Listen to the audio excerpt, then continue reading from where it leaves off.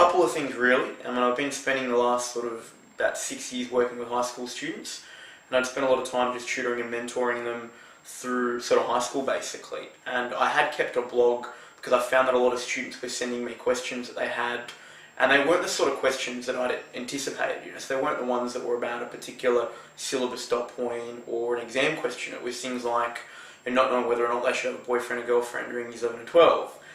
Not part of the job description, but I was happy to help. And not knowing how to prepare for exams, study, write notes, that sort of thing.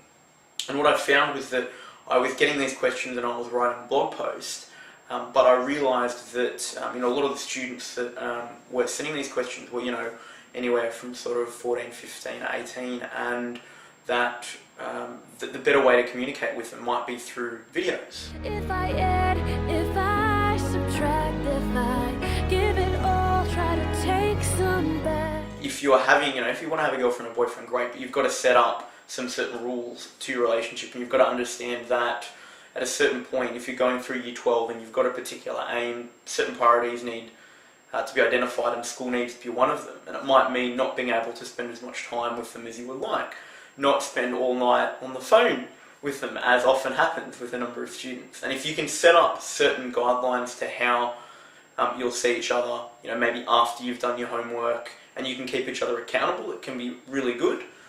But if you find that you're not prioritising your schoolwork, it can cause trouble.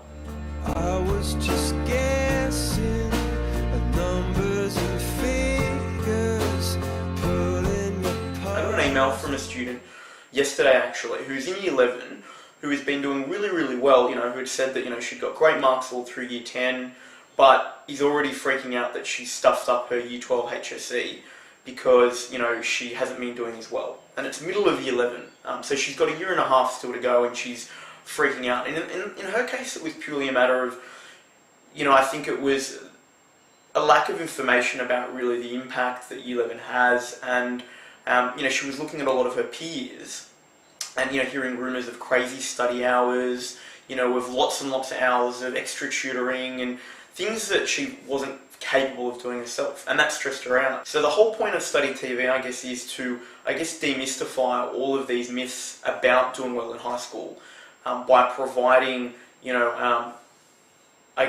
interviews with students who have been there and done it, who basically explain, well, look, it's not like that. When I was young and went to school, they taught me how to write. To take the chalk and make a mark and hope it turns out right. A number of students that I work with are part of, the pilot laptop program that the government launched. And, they've got their laptops in their classes.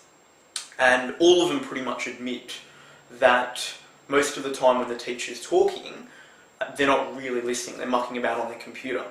And so I think in some ways using technology can be effective to reach students. My hope is with Study TV that's one of the ways it can occur, but I think that for many other ways and for many other aspects of the classroom teaching, I think the old school pen and paper, the whiteboard and marker are probably still one of the more effective ways to reach students.